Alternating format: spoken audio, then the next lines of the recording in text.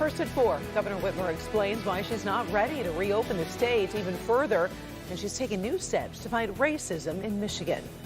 It's a day of celebration in Detroit, but with new safety precautions in place. We'll take you to a casino opening. Hey there, Sandra.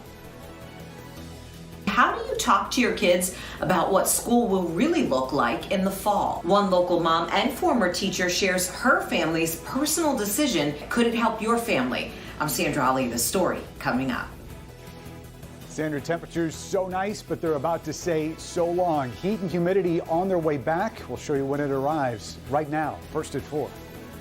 Live from downtown Detroit, home of WDIV and Click on Detroit. Local 4 News First at 4 starts now.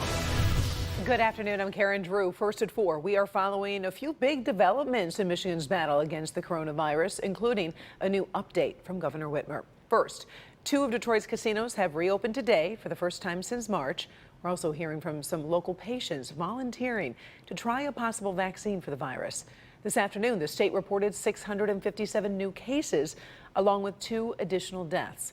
Governor Whitmer says we've reached a plateau in the past few weeks when it comes to new cases, but she's not ready to go to the next stage of reopening. The fact that we've staved off what we saw to be a very concerning increase that's positive, but now is no time to spike the football. This is still concerning in terms of the number of positive cases that we're seeing. In order to really make progress, the state's chief medical executive says they'd like to see a continuing trend of 10 positive cases per million people per day. Now, right now in Detroit, that number is 40 cases per million, so they definitely want that number to come down. While the governor hopes the number of new cases to decrease, she is still allowing Detroit's casinos to reopen. Today, the Motor City Casino and Greektown were the first to welcome back guests and workers who've been sitting on the sidelines during the pandemic. The casinos are limited to 15% capacity. Visitors are carefully screened before they enter. One man we talked to is happy to be back and appreciates the safety measures. I want to come to the casino. I've been ready for it. Once they said it was open, I was here. But I still want to be safe too, you know, because I don't need no virus, and I don't want no virus going to nobody else, you know. MGM Grand is set to reopen on Friday. A national study for a potential coronavirus vaccine is underway, with Detroiters taking part at Henry Ford Hospital. The trial study is for a vaccine from Moderna. The National Institutes of Health says some 30,000 volunteers are expected to be part of that study, with the goal being to get a vaccine approved by the end of the year. 2 volunteers we talked to are eager to do what they can to help end the pandemic. We're all so desperate for this nightmare to end. I know I am, and I just think that a vaccine is the only way we're going to be able to move forward. So I'm excited to be a part of it. I got time. I'm not doing anything, you know. So why not do something that's going to help the world? The study has taken place at about 90 sites across the country. New at 5, our Dr. Frank McGeorge digs into how the trial will work and what the Moderna vaccine might cost. Governor Whitmer is also keeping the pressure on Congress to take action on a new COVID relief bill. We're seeing signs of progress on Capitol Hill, but there's no deal yet. Kimberly Gill in the newsroom in Kent. It seems like a timetable is emerging. Yeah, it does, Karen, and good afternoon to you. NBC is reporting the White House and Democrats are inching towards some points of compromise, and we could, and I want to emphasize could, see a vote by next week. But still, there is a lot of work to be done. House Speaker Nancy Pelosi is said to be sticking to her demand for $600 in extra unemployment benefits. Sources say some Republicans have come up to $400, but no one was willing to speak publicly. Pelosi and the president both seem to agree on another $1,200 stimulus check for many Americans. A big sticking point is over money to help state and local governments. Pelosi wants $1 trillion, while the White House is offering $150 billion right now. Michigan Governor Gretchen Whitmer has been pushing Republicans to do more, saying their proposals don't go far enough. Republicans need to drop this plan and join Democrats in a bipartisan way and construct a comprehensive stimulus package that meets the need of everyday Americans. We need leaders who are going to work together to help families and frontline workers and small business owners. Nobody has time for election year partisan games. There are a lot of moving parts on these negotiations, plus the White House and some Republicans aren't even on the same page. So, Karen, we'll continue to monitor everything and we'll keep you posted. We'll have more on the news at 5. Until then, we'll send it back to you. All right. Always appreciate it. Thank you, Kim. Sure. All right, here in Michigan, Governor Whitmer has signed an executive order declaring racism a public health crisis. The data shows the coronavirus has impacted minorities much more than others.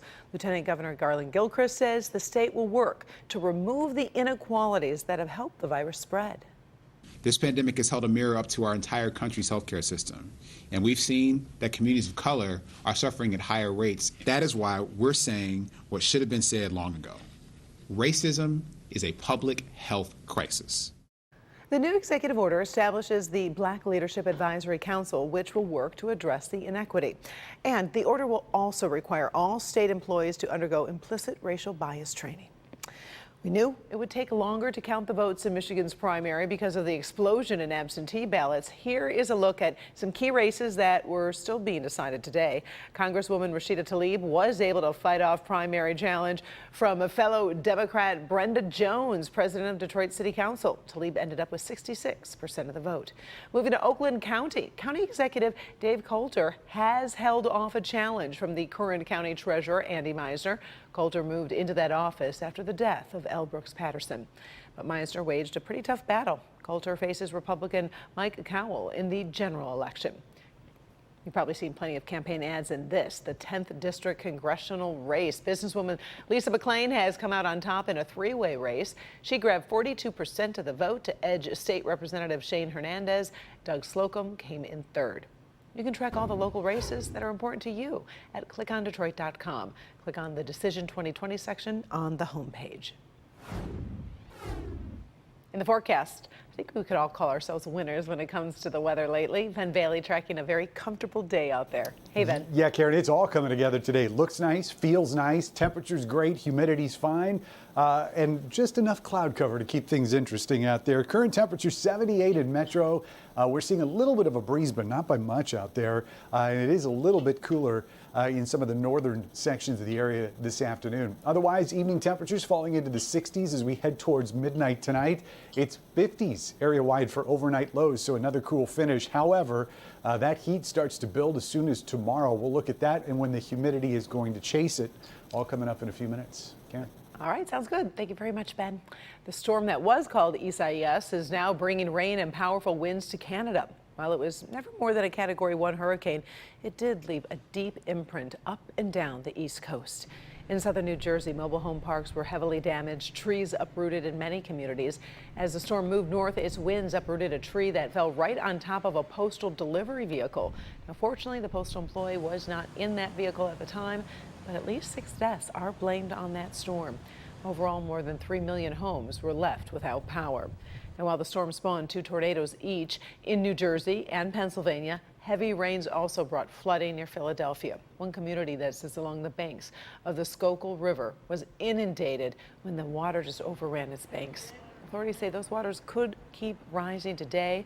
No serious injuries are reported there, but it may take a long time to assess the entire damage. In tonight's Education for All report, we are going to focus on a pretty tough conversation happening in homes across Metro Detroit. I know we've been attempting to have this talk. Some districts are going all virtual next semester, while others are giving families a choice. Either way, our Sandra Ali finds having that back-to-school conversation is not easy this year. No matter what, parents of school-age children have some really hard decisions to make right now. And no matter what your decision is, one of the hardest parts is talking to your children about it.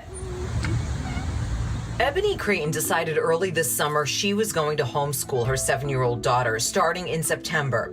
She says for her family, it was an easy decision. My daughter did not do well in terms of like her behaviors and her attention. It was almost like she was a completely different child. On Zoom, she was shut down. She wasn't talkative. Ebony, a former elementary school teacher, spent 15 years working in schools in Southfield. Not every parent is going to be able to pull out their, 15 years of teaching experience, what to do with their kids all day while they're working or having to go to work or trying to juggle childcare. But for our family, I'm able to do that. I can kind of co-work. For starters, Ebony says no matter what you decide to do about school, Talk to your little ones about it openly and don't put off having that conversation. Let's not pretend like, oh, it's back to school, it's going to be fun, it's going to be great, and just not acknowledge the pink elephant in the room. It's not normal. She says always take their feelings into consideration. I think just getting a pulse on certain things about how they're feeling, and then secondarily, trying to project what may happen and talk it out. Let them know they're being heard, even though they may not like your choices. Having the conversation with the kids so that they can share what their feelings are. Doesn't necessarily mean they're going to get their way, but they do need to have a chance to express themselves. When you have that heart-to-heart with your children about what the school year will look like for them, timing is everything. Pick the best time to have that talk. Some kids are morning talkers, some kids are nighttime talkers. Ebony reminds parents, little ones have big feelings. I think you can be a better parent when you know where your child is coming from. Ebony says no matter what you decide right now, it's important to have a little extra love and patience for your child, because no matter what, we all know the school year is going to look different this year, and it could take them some more time to process all of those changes. Back to you. Such a different school year ahead, that's for sure. If you are unsure of what your district is doing, we are tracking that information for you online. As soon as it comes in, we post it for you. So take a look at the Return to School section. It's on the homepage at clickondetroit.com. Still ahead, here first at 4, President Trump's mixed messages about mail-in ballots. It is a tale of two very different states. Is your family experiencing credit card pain? If so, you're not alone. We have a new snapshot of this financial worry. But first, the search for survivors, a massive explosion. Some people are under house arrest, and there's at least one miracle to report. All next when First at 4 returns.